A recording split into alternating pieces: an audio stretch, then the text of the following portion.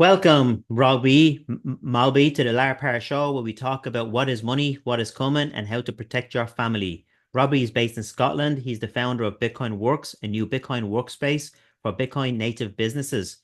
So, Robbie, when did you find Bitcoin and how has it changed your life? Hmm. Yeah. Well, I actually found blockchain first. So I didn't find crypto, luckily. I never took that pill.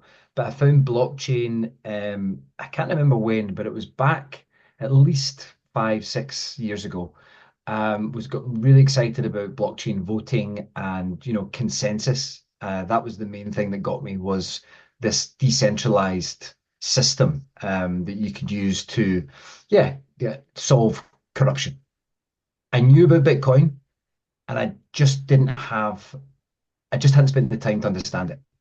Can't remember exactly how it came to this, but I actually wrote a blog post on this so I can share it. Maybe you can share it in the show notes. But went away traveling, went to Amazon jungle with my girlfriend, came back and was in between jobs. And I was kind of like, there's something missing. I'm doing some good stuff, I'm doing some good work, but it feels like I'm not really living up to my potential. What can I do? Let's just start going to events. And so I went to a blockchain event. And at the blockchain event, it was at the halving, just the halving that we had there in April. I met a chap called Endo Rivers or Jacob, but he goes by Endo Rivers, who's the founder of Bitcoin Walk. And they'd asked him to speak at the event, and Endo did this just super casual presentation about Bitcoin, this, that, and the next thing. And he had like a cool t-shirt on and a bandana, and just this really approachable guy. And I went up and asked him some questions afterwards, and he was super bullish on Bitcoin, and everyone was quizzing him. And I wasn't at all sold by then, and so I just asked him some questions, and he said, "Look, why don't you come on a Bitcoin walk, and we can walk and talk?" And I thought, well, that's a brilliant idea. So I turned up. I think it was the next week or the week after. It didn't end up speaking to Endo much. Endo was more sort of just like keeping the people happy and keeping people going. But I spoke to a chap called Gary Devaney, who is doing some stuff in Scotland around Bitcoin mining. And I just thrown some ideas about blockchain at him. And he just kind of like got my mind thinking, wait a minute, what have I missed? I think I've missed something here. And that was the moment. It was like, oh shit, I think I've missed something. And from there, I just literally went off a cliff and into a Bitcoin rabbit hole.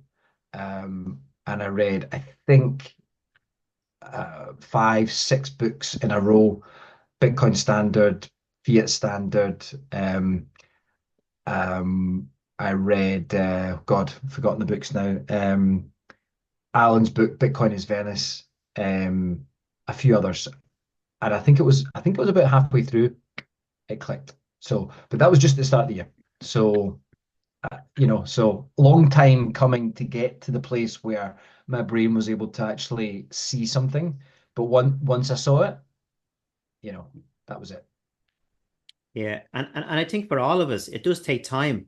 And that's what most people don't get or understand. It takes time to really for people to get the aha moment about Bitcoin and different factors. For me, what got me was the currency devaluation in 2020 when I realized that the European Central Bank uh, just printed 20%, approximately 20% of all the currency that was ever created in the whole of Europe in the last 80 to 100 years.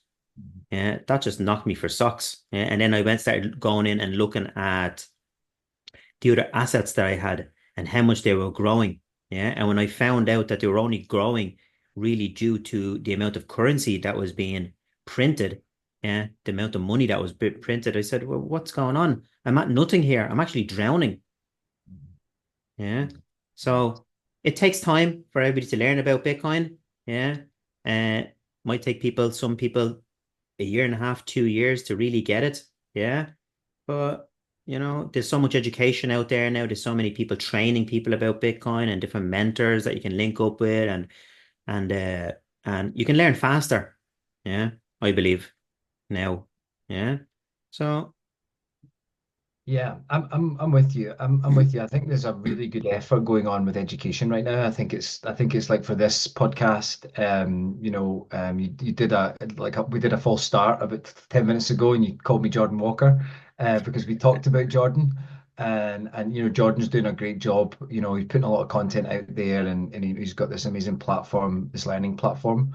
Which is interesting because it's not, I asked him who he's targeting, and his main target are businesses like, traditional businesses like accountancies and that kind of thing. So it's amazing, this educational push that's going. My way of doing it is kind of like, I've always been a little bit contrarian. My friends will tell you about that.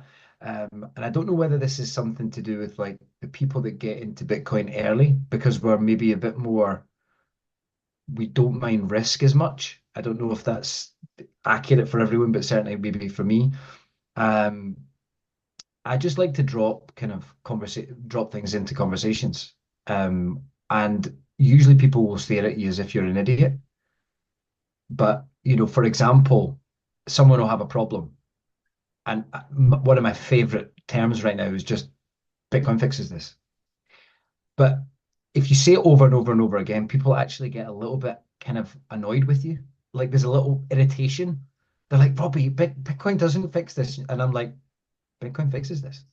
But see, the more you do it, the more they go, why is he saying that? Like, is he saying it to annoy me, or does he actually mean it? And I'm like, guys, I mean it. So it's like, no, it's the small, for me, it's like these repetitive, um, yeah, these small things, repeating them over and over, rather than going too complex. Because see, when you go too complex, people just switch off and they're like, mm, Robbie's on one.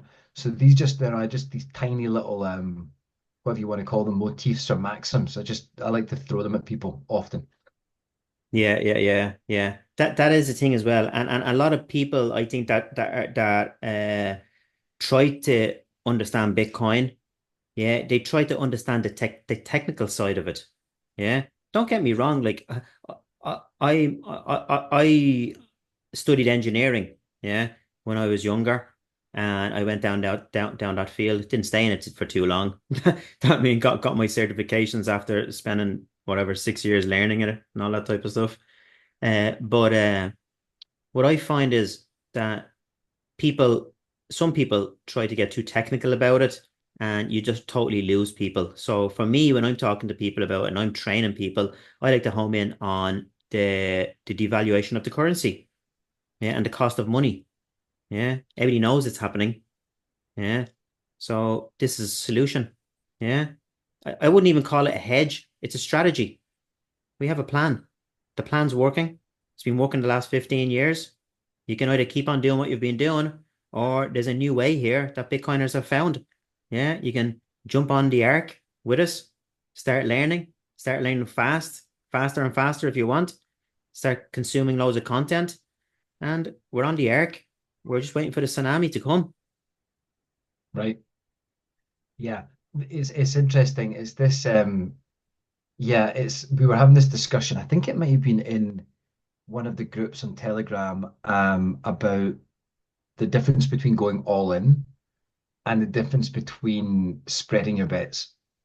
And obviously, this group that we're on, I think it might be the Bitcoin Walk group, actually. There's about 180 people in it. And, it's one of these groups that's open. It's not, must be Bitcoin maxis to be in this group. There's people that are kind of into crypto and that kind of thing. And, there was a couple of people like, you're just crazy. You're just part of a cult. The fact that you're putting all your money in one thing, you just clearly haven't thought strategically about this. And I just commented back to the group. I said, can one person give me a reason that doesn't take their um their verbs or their words from modern portfolio theory, which essentially is just saying spread your bets. Apart from using just this sort of like broad concept of spreading your bets is good, give me a reason why you wouldn't just put everything into Bitcoin. And some people tried, and they basically, it was something to do with security or whatever it was, but they were just, very, very weak arguments. The main argument I see for people not wanting to put all of their wealth into Bitcoin, or at least a large part of it, is it's basically been taught about this idea of spreading the bets. Like it's the number one for me. It's the number one. I hear it all the time, and I'm like, but what does that actually mean? What does that mean to you? For me, what it means is that because everything fails constantly all the time, you've got this stock market, magnific other than the Magnificent Seven, no one's doing any type of growth. There's no value being produced by these companies over. Well, there is value, but it's the only the Magnificent Seven are outperforming the mean on that stock market, and so no one's used to it. We're just not used to actually having an asset that you can genuinely store money in. It's a savings technology number one, and I think this is where people, for me, need to like learn. You know, Savings and investments, and maybe I'm pulling a little bit from Alan here from his book Bitcoin is Venice, but savings and investments have been conflated as the same thing. Because we've been taught that savings are investments and investments are savings, and it's just like, no, it's not. This is not an investment. It is because we're early, but it's a savings technology. So yeah, Yeah, and that's something I use a lot. Is Bitcoin is a savings technology, definitely. Yeah, and once you do your homework on this and you run the numbers and run the maths and all the other investments that you have, you'll realize that all the other investments are actually keeping you underwater because the cost of money in the UK and around Europe, yeah, is running at between 13 and 15%. That's what it costs us in Europe or the UK or even America to use or to have the privilege to use the euro or the dollar or sterling. That's what it's costing us. So people need to go and look at all their investments and see, are they growing by a minimum of 20% per year? And most of them aren't. There's very, very few investments that are growing 20% a year, year on year, the last 10 years. If you miss 2 years of that, yeah, you've gone down. Yeah, right, you have to be growing a minimum of 20% per year to keep right. up with what's going on with the money printer and what's going on with inflation. Yeah. That's it. And when you run the numbers, when people run the numbers, and if they take the time to run the numbers and do it properly, they'll realize that what they're doing is they're at nothing. Nothing. Yeah. That's it. Yeah, I was listening to who was it? I think it might have been Sailor, someone like that. Recently, it's this kind of idea that right now Bitcoin seems like a bigger bet than a lot of things. Um, and so the people that are coming in right now are early and they'll get their just rewards. Um, but as soon as that turns and people get their head around it and they go, oh, I see. This is actually just a really superior technology for saving. At that point, the fact that the investment part of Bitcoin will kind of probably have already run its course, but that's going to take, I don't know, it'd be interesting to hear from what you think, but you know, hyper Bitcoinization or whatever you want to call it, you know, could take 30, 40 years, could take a long, long time. It might never become a currency. It might only be a savings technology. Who knows? Um, but yeah, I suppose the question I often ponder is how early actually are we?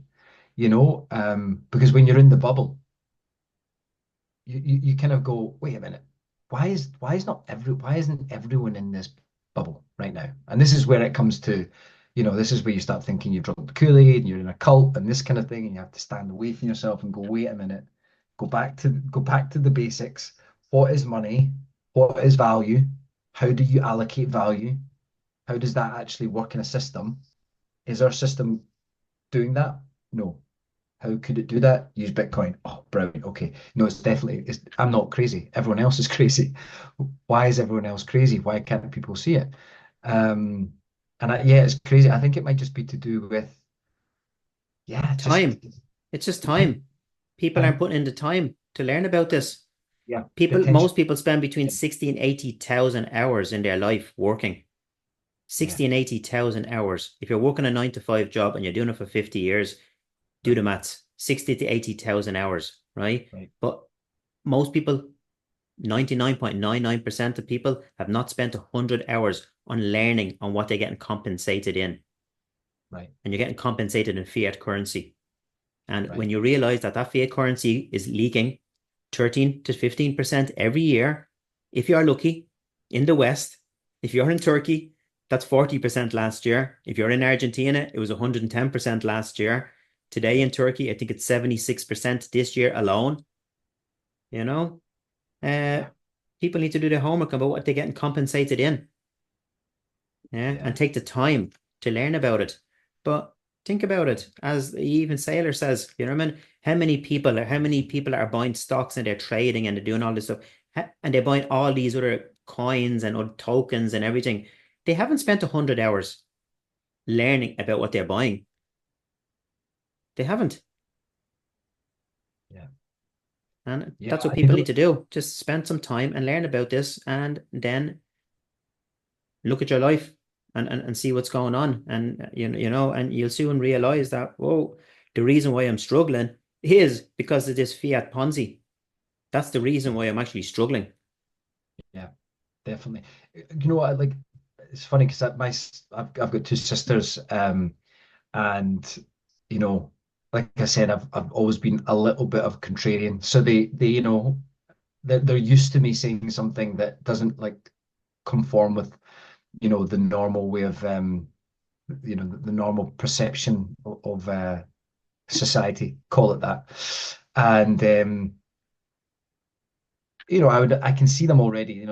They know what I'm doing. They know about Bitcoin Works. They know about my push to sort of like turn into kind of like a Bitcoin native business and all that stuff, or go fully Bitcoin native.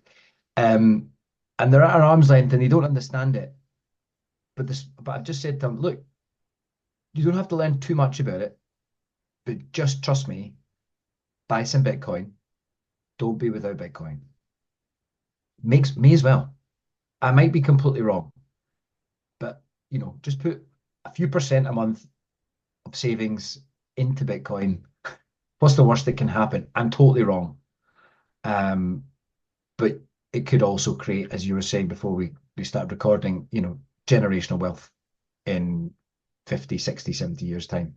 Um, and yeah, it's that kind of like slight, and everyone comes in different ways, but I think for some people it's just kind of FOMO. It's like, oh, okay, why not? I'll just do it. And then maybe once they've done it, they look at it in 5 years and they go, Jesus, what's what happened to that? That's grown like, three, four, 5 times. Maybe I should look into that more. I think some people would just never have time.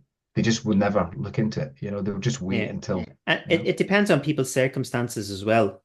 Depends if the pain if the pain threshold starts going up now, from I study a lot of macro now since I'm in Bitcoin. Yeah, I'm looking at what's going on around the world. Yeah. And I don't know, I have a little crystal ball here. I've been getting a few things correct the last 2 or 3 years. Yeah. Uh, so a lot of people are just stuck in the micro, which is right in around them in their area. They don't worry about things. They think that, oh, what's the point of learning about things that are going on in different countries and in different parts of the world? But I think it prepares you for the future because you can get a bit of more of a grasp of what's going on out there and what is coming. Yeah. If you're more open-minded and you're looking out there and you're looking in the right direction. And I think a lot of Bitcoiners take the time to do that. Yeah. They're looking at more global um um things that are going on. Yeah.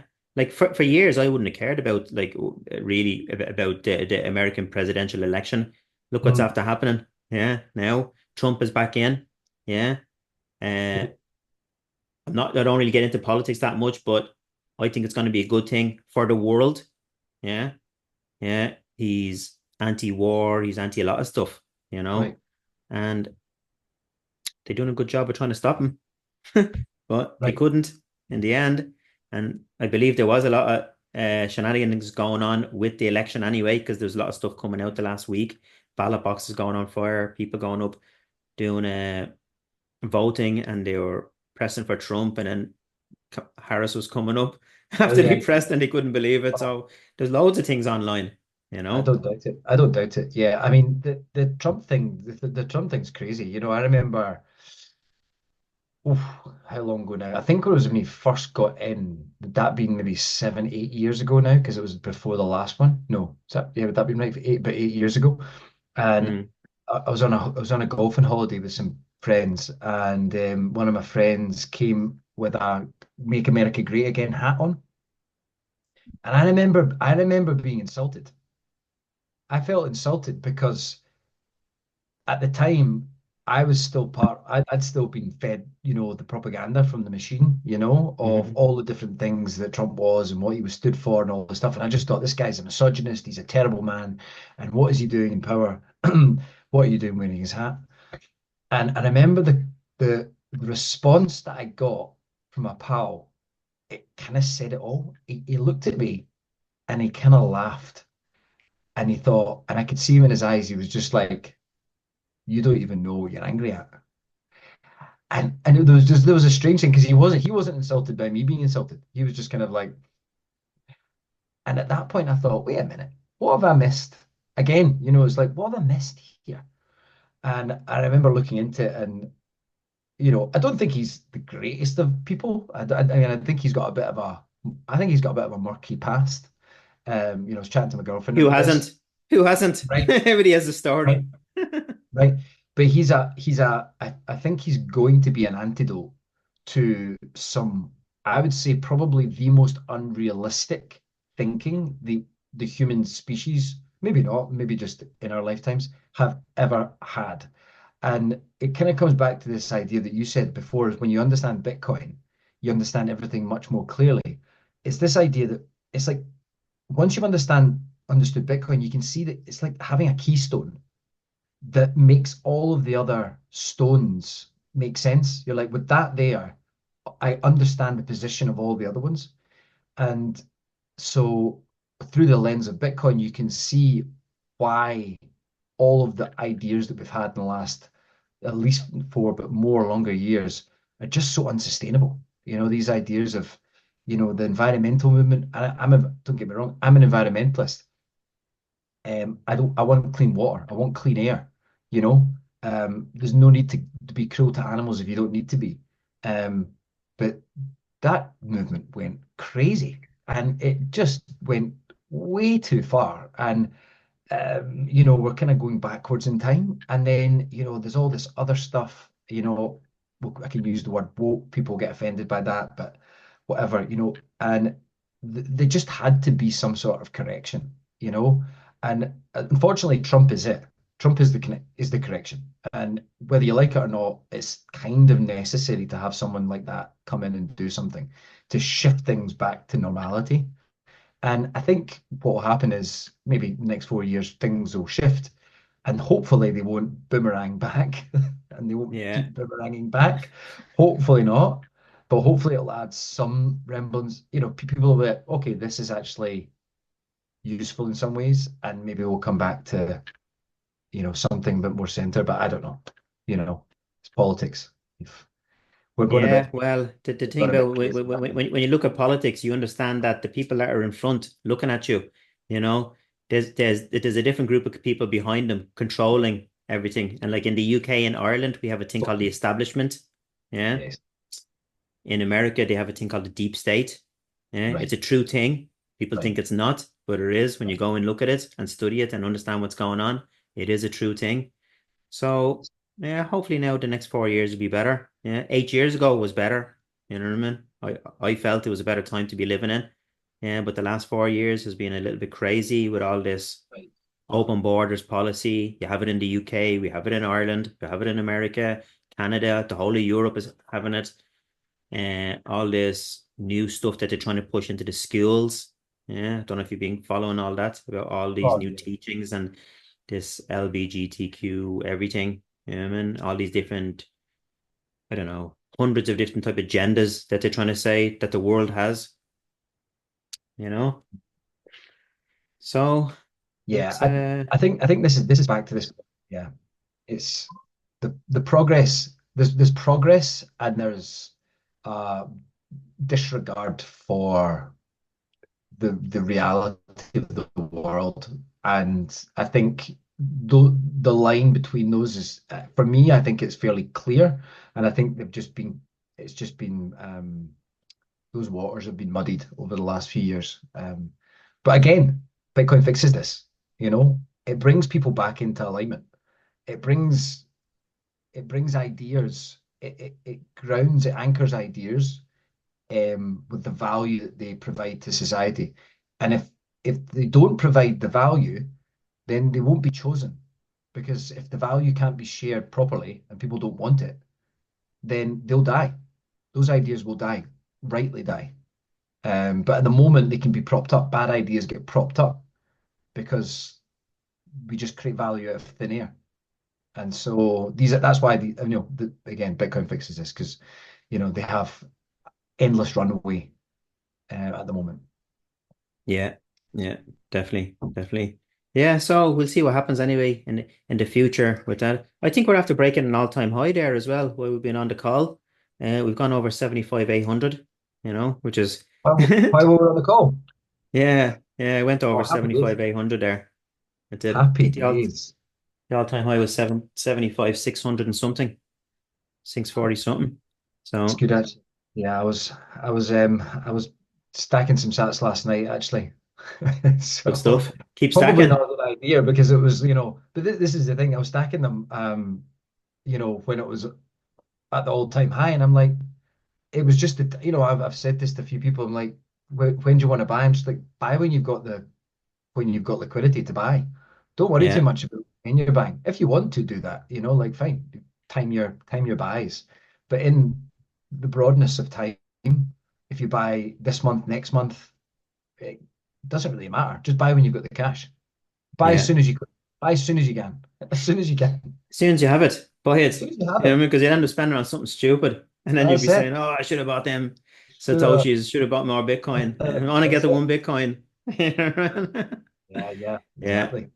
that's it. Yeah. Especially if people have a proper plan in place. If people have a 4-year plan, yeah, you just keep on buying because in 4 years' time, you know what I mean, or even 3 years' time, it's going to be worth more over Yeah. time. That's what we've seen anyway. Yeah.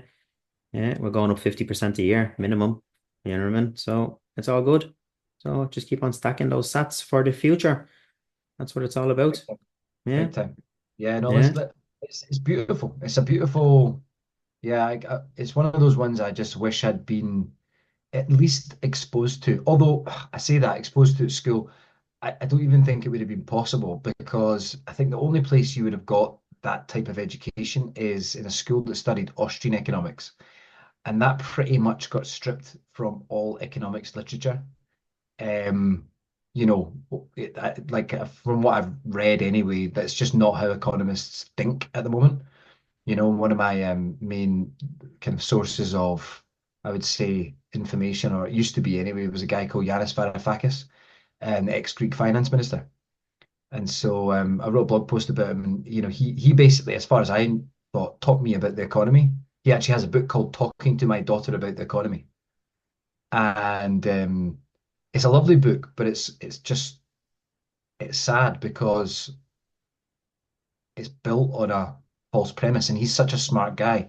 And anyway, you need to interview him. I'm going on a bit of a tangent here, but my point was that I wish I had learned about Bitcoin earlier because if I had, my time preference would have been so much lower going through my life, and I don't know. I think it'd have been different. I think life would have been different had I known about this at age 12, age 13, if I'd have been taught this mindset, you know? no, it definitely would be. Yeah, if we taught this from an early age about how money works and how the whole system works, but why would they tell us about this? They don't want to educate us about this stuff, because they want citizens or persons to keep on spinning that wheel. Yeah, Yeah, they want us to keep us trapped in there trying to earn more income while the rich people are taught how to grow wealth and how to grow buy assets that go up in value. whereas poor people are taught to save in fiat currency and keep making income. That's Yeah. that's the bottom line, you know. Switched Yeah. around for me now. I'm on a wealth creation strategy. Good. That's Yes, it. definitely. I like the 100 years of generational wealth plan. That everyone should have a plan like that. Yeah.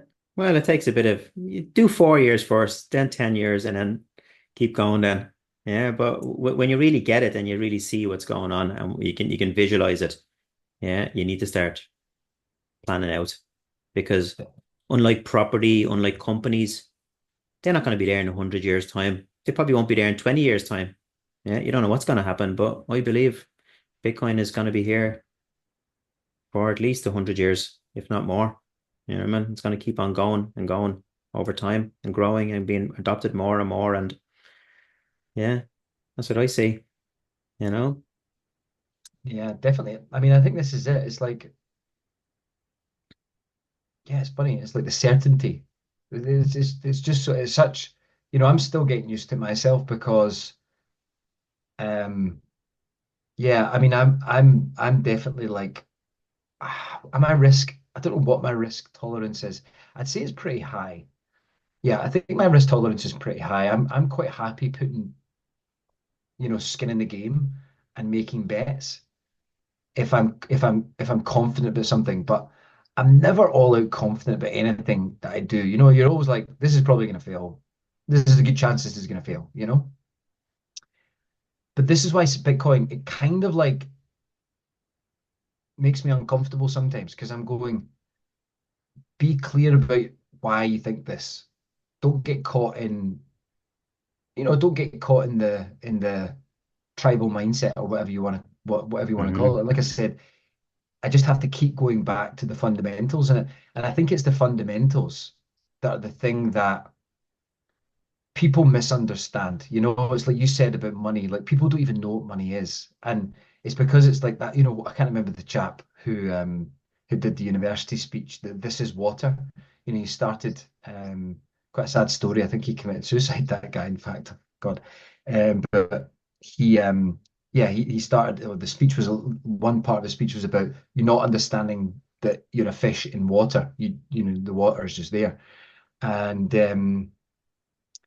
if that could be,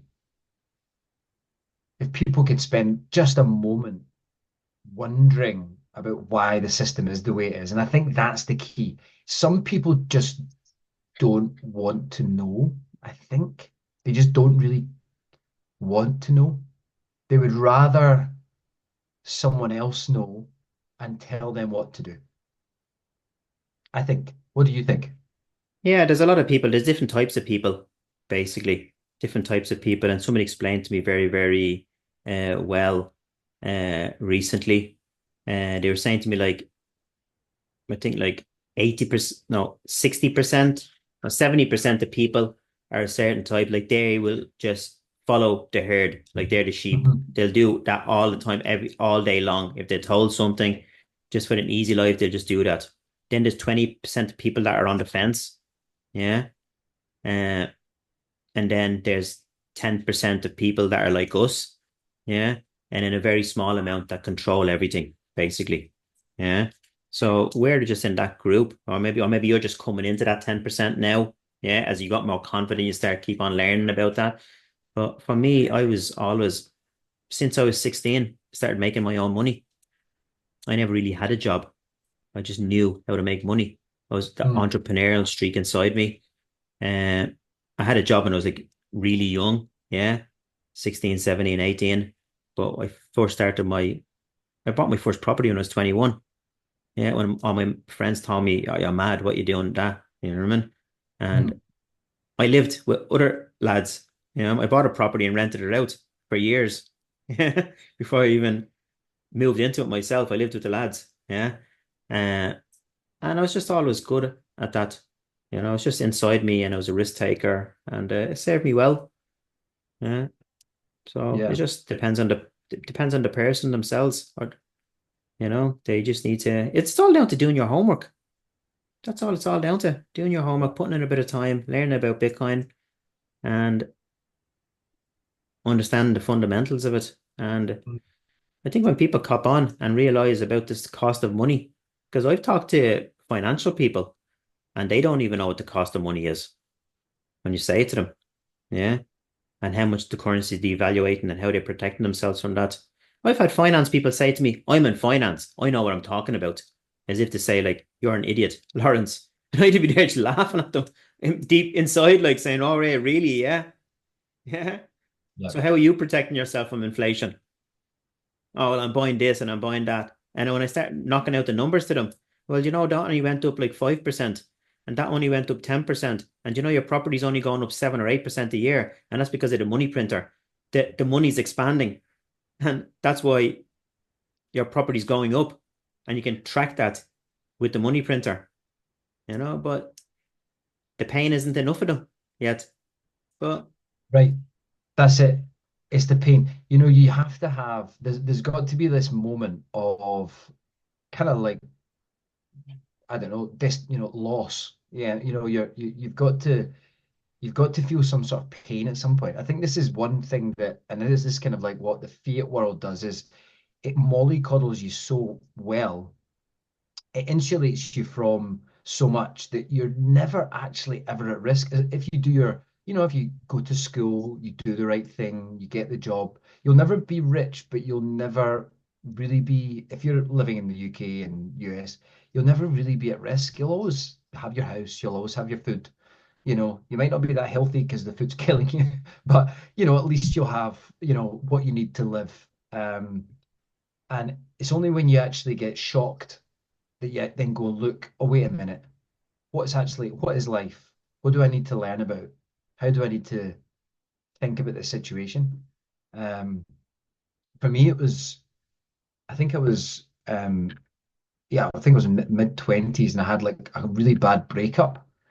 And I joined, funny enough, it was well, it was one of my cousins, was running, he'd just done a master's in positive psychology at University of Pennsylvania, and he'd come back and he'd set up a kind of like meditation group. Um, and I joined, and it became a big thing, and went through that process. And yeah, it was kind of a lot uncomfortable sitting with your thoughts, and not woke. That kind of, this was, well, 15, 10 years ago now. Um, Yeah, and I was working as a sales guy and I had a lot of just I was doing the normal job type thing. And then I think I was getting to a place where I was like, okay, this is the next stage. This is the next stage. Do I want this? No, I don't want it. And I just opted out. I just opted out the system. This was when I was like 32, 33. I'm 40 now. 32, 33. Opted out the system. I took a one-way flight to the States and I went away for a year and had a bag on my back and I just went on a travel down through Latin America. Ended up, Guatemala, all these different places. And that was when I set up my own business.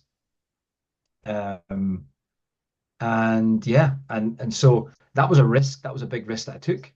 um, where all my other friends were buying houses and sort of settling down and all this kind of stuff. And I was just like, no, I think there's more to life than that.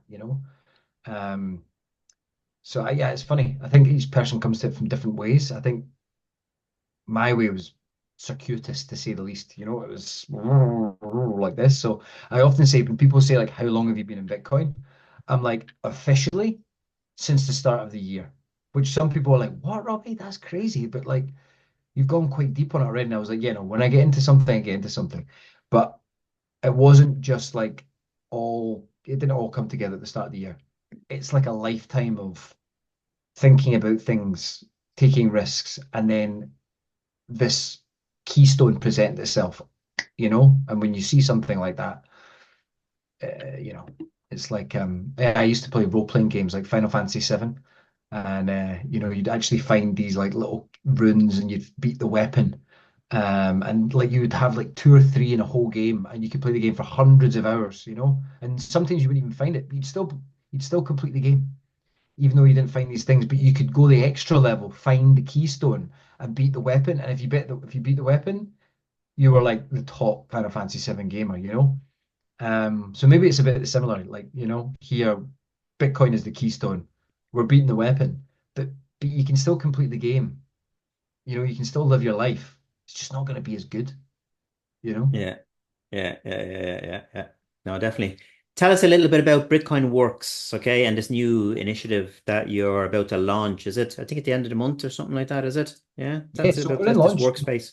Yeah, so we're in launch phase right now. So tell you how it started. I have a background in marketing, and been working with startups for quite a while.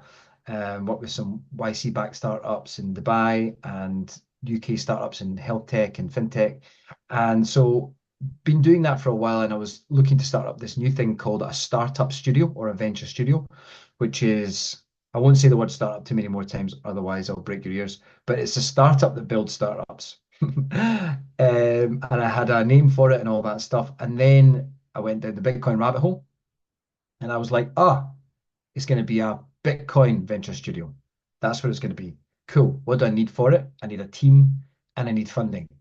So, as I do, reached out to the people who I thought would provide the funding. One of them was Alan Farrington at Axiom.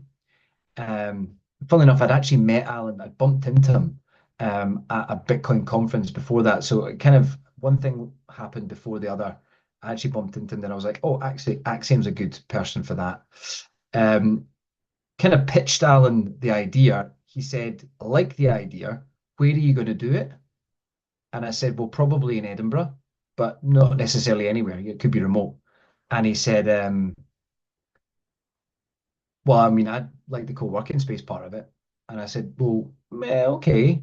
I'm not really sure if I'm going to open a co-working space though. And he went, I would definitely do that. I would take an office. And I was like, let me have a think about that. And I slept on it and I thought, wait a minute, that's the absolute best idea of all time for this business, because it can act as a ecosystem, as a feeder for the studio, so people can come in, they can get interested in Bitcoin, they can build Bitcoin businesses, could be devs, could be investors, could be just the whole ecosystem could be part of Bitcoin, could be there. And so I started running meetups. So I've been doing that since mid-June, I think it was. So every week, other than the weeks I'm away at Bitcoin conferences, running meetups and just asking questions like, who wants this? What do you want? What kind of space would you like? And yeah, put it together, and it's on the website. Um, so we're going for offices and co-working. We're not going for fixed desks, because I've found that, either you're a Bitcoin native business or you're an enthusiast. There's this kind of like bit in the bit in the middle. There's not that many people.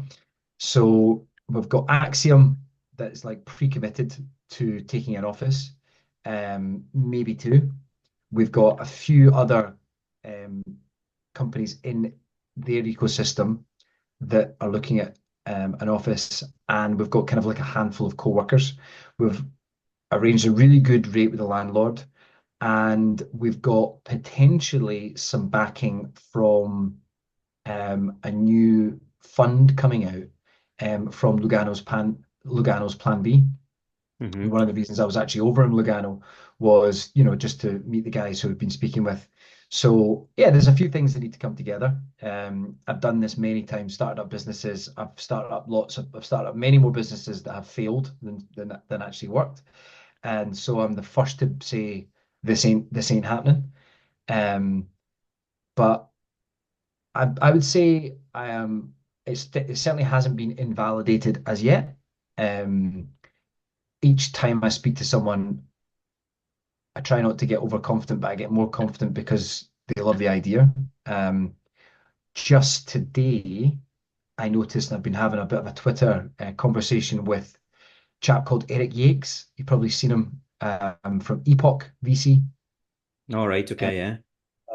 He just wrote he wrote a book recently. I think it was something like Bitcoin Marginalism. Really good little kind of sort of mini book or ebook. He has just taken an office at the Space in Denver. All right. which is essentially what Bitcoin Works is, kinda. It's not exactly the same. They're doing kind of more party vibe, drinks after work and all this kind of stuff. We're not going to do that.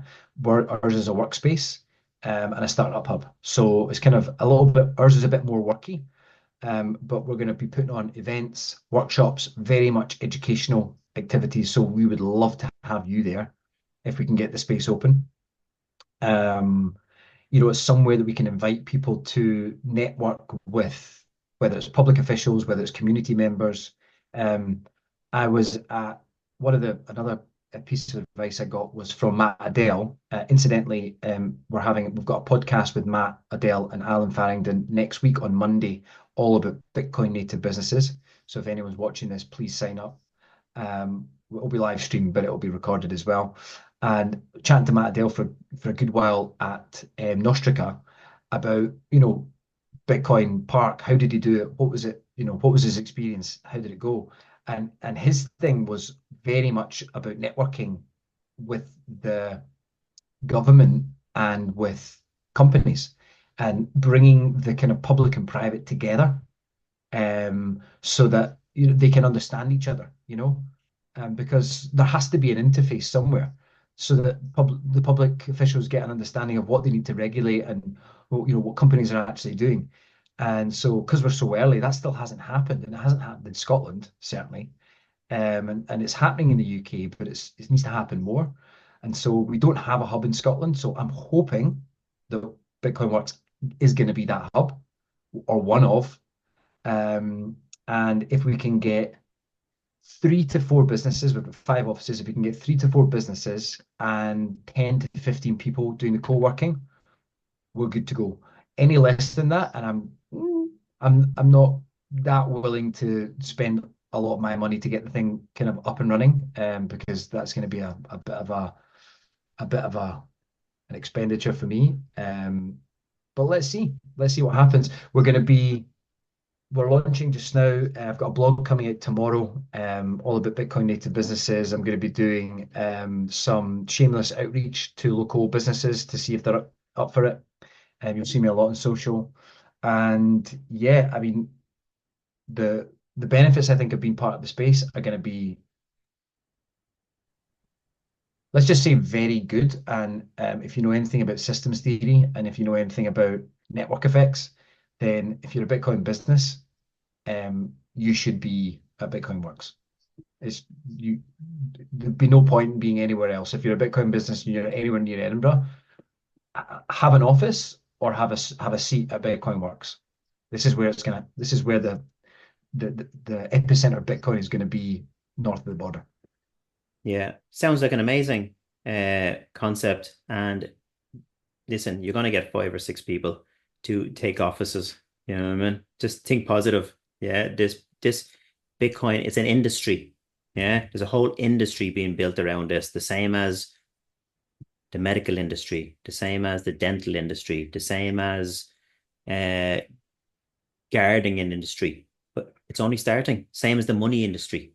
Yeah, it's only starting. Yeah, there's going to be thousands of different ideas coming out from people for Bitcoin and Bitcoin companies and all types of stuff. We're only starting. Yeah, so I believe that's an amazing uh initiative that you're starting there, and I think you'll have no problem, I mean, Yeah. getting people in We, there.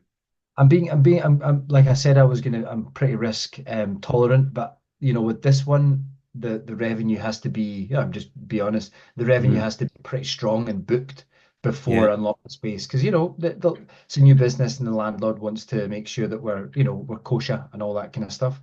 And so I'm quietly confident, because we've got some good, we've already got some commitment, and so we just need a little bit more. Um, um, and we'll see. But put it this way, it, whether it happens now or whether it happens later, that it will be up to the businesses to decide. What I'm doing is I'm creating the space and I'm creating the community and I'm creating the kind of launch pad for existing Bitcoin native businesses or Bitcoin adjacent. So, businesses that tap into the Bitcoin ecosystem. This could be, for example, like traditional accountants.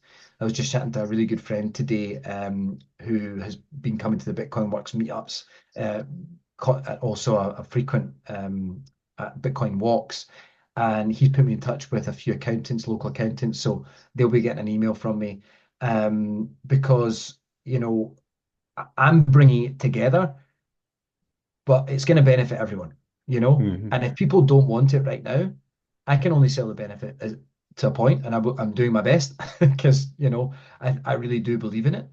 But it'll be up to other people to decide, and if they decide and if they want it now, it'll happen. That's an amazing initiative that you're launching there. And if anybody wants to get in touch with you, how would they get in touch with you? Yeah, we're coming to the end of the show.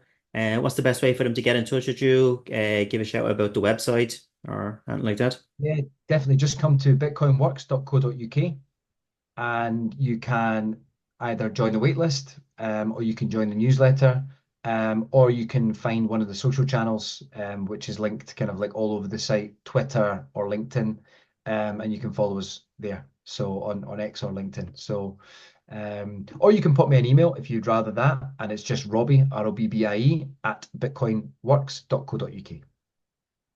Perfect. Yeah. Perfect. So we link all those descriptions in the description below, and we'll get this out. And if people want to get in touch with you, they should. Anybody up in Edinburgh, around Scotland, just get in touch with Robbie, and he's doing some amazing things down there. And we might see you in Ireland sometime soon next year for our Bitcoin event. You're more than That welcome to sounds good. come. Love that. 24th of May, 2025. It's all booked. It's all ready to go. I was just talking to the EV guys and the PA guys today, and we're getting a few nice things in. So Fantastic. Love that. cool. Thank you. Brilliant. Thanks a lot for your Thanks, time, Alex. and we'll talk soon, yeah? Yeah, talk soon. Okay, nice one. Cheers.